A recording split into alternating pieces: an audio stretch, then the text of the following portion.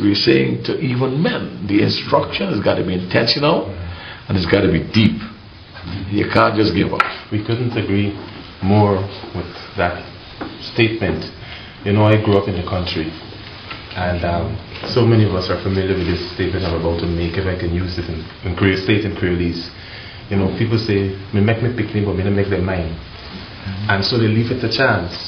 But we can't afford to do that because we have a God-given responsibility to be there, to raise those children, to train them up, because we don't know who we are shaping. And so we have a critical part to play. Parents have a critical part to play in raising, in training, and also modeling to their children so that it can help to shape their destiny. You know, even when as men grow and men become leaders in their own right, and men even aspire to lead nations and to lead communities and to lead industry and so on, you get a glimpse of the software that they were prepared with. You know, you get a glimpse when they open their mouth to speak. You get a glimpse, and some men, when you hear them, it's toxic messages that are coming out, and that has a lot to do. If the software was pure at the beginning, you have viruses that came and affected, and so when they stand and when they are speaking with their colleagues and their friends, when they begin to spew, you have to check again those value system. And a man has got the power to control himself, whoever it might be. We have to say to the younger ones and those within our sphere of influence, you know, you have the authority, you have the power to control what you say.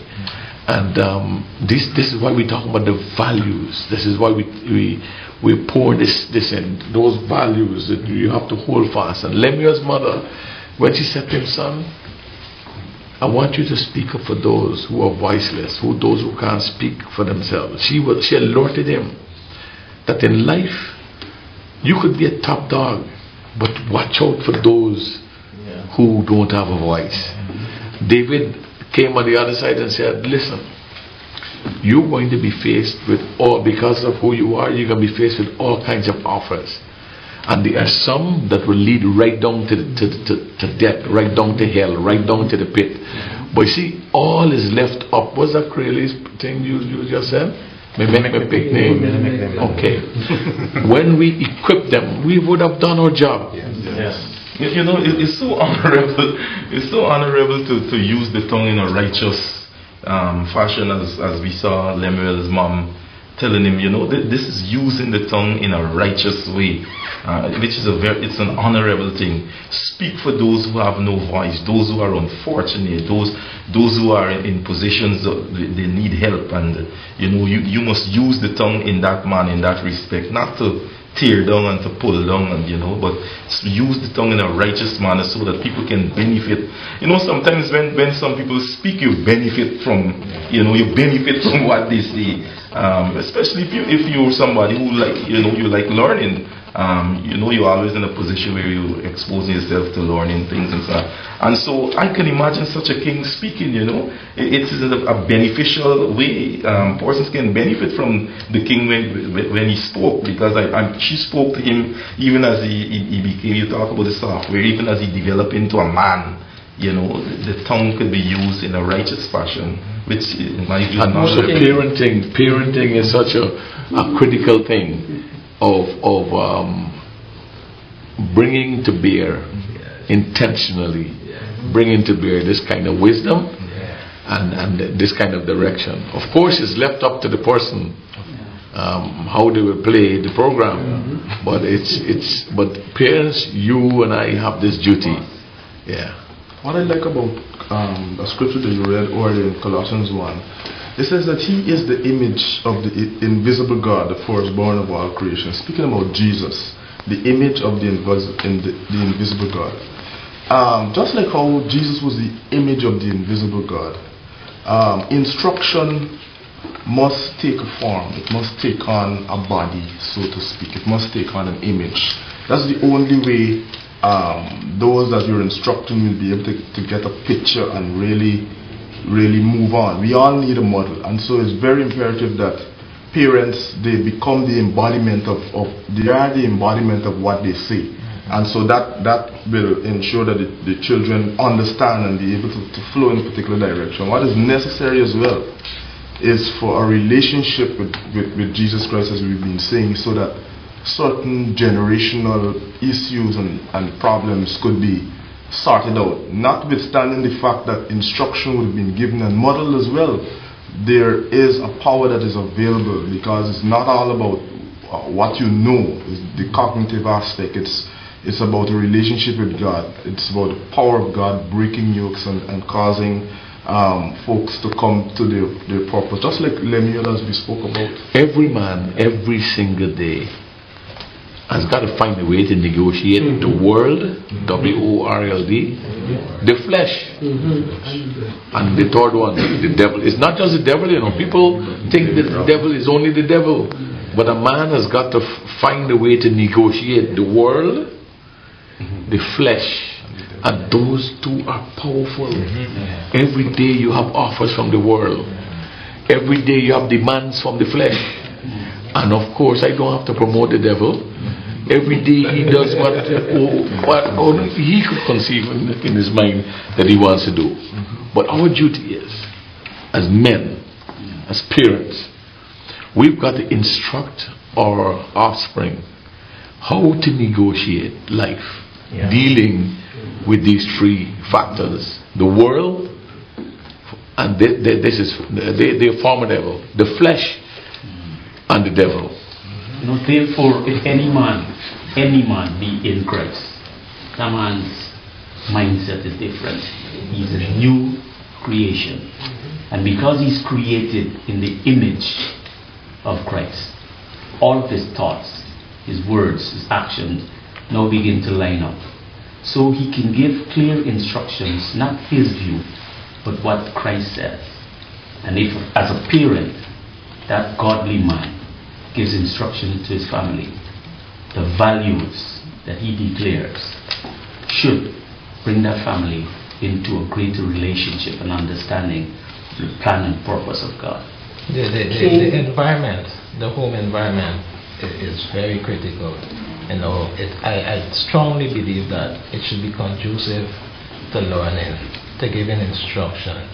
And this is where also modeling comes into play. The reality of the day is that many of our sons are being brought up by the mothers, and we don't know where the fathers are, but we have an example of a mother in the form of Lemuel's mom, who no mention is made of the dad, who brought up her son in the fear and the admonition of God.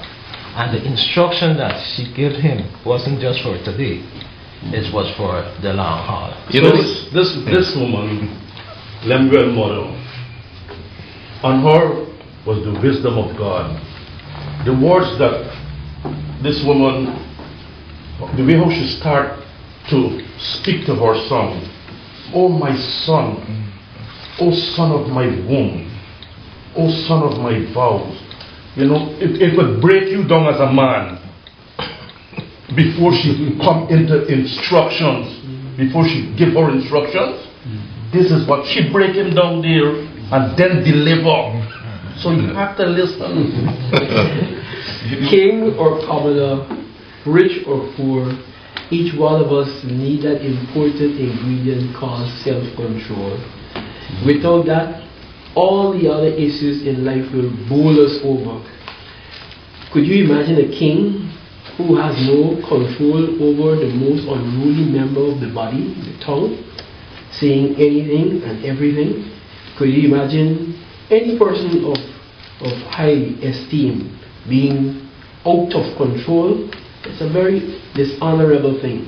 And therefore, every individual needs that structure inside. And mommy and daddy, you are responsible to help build that kind of structure, because life will throw all kinds of things at your children as they continue to grow. Parents, I mean, you sit with your offspring, even your neighbor's children. You take them to 1 John chapter 2. And this is the area where the theater within which life is acted out. It's a major stage. And on this stage, these sound words, for all that is in the world, the desires of the flesh and the desires of the eyes and pride in possessions is not from the Father, but is from the world. And the world is passing away along with its desires, but whoever does the will of God abides forever. There's got to be that kind of teaching, that every single day, whether you're even little children, the story is told of a mother gave the instruction. There's a 2-year-old, a 9-year-old, and a 7-year-old. Do not touch this bucket of water. And she left. And when she came back into the kitchen, this 7-year-old had his hand in the bucket of water, and she asked, "Didn't you hear what I said?" And he pointed to the 2-year-old and said, "He told me." And she said, she flogged the 7-year-old, and she flogged the 9-year-old. But the real culprit was the 2-year-old, who, when the mother left, said, "You can't put your hand, can't even speak properly." And the 7-year-old wanted to prove that he could put his hand in the water there. In this life, it has nothing to do with your age even almost. You have some major situations. We mentioned that we need to navigate 3 things we need to navigate: the world, the flesh, and the devil. And it's so important that we understand that we cannot overcome these things by our intellect. Without God, you cannot really cope, you cannot really manage. And so if you're going to navigate the world, flesh, and the devil, we need God. That's why Lemuel's mother dedicated our son unto God. And that's why you and I, we need to put our offspring, young or old, and lure them to the context in which they're living, and alert them to the possibility these things are not sterile, they're not neutral. The world, the flesh, and the devil, they are aggressive, and they will get you if you don't have a structure. And so we need to put those values deep in the human. God bless you. We'll see you next week. We thank you for joining us and being part of Choices, and we want to encourage you to join us at First Assembly for any of our regular weekly services.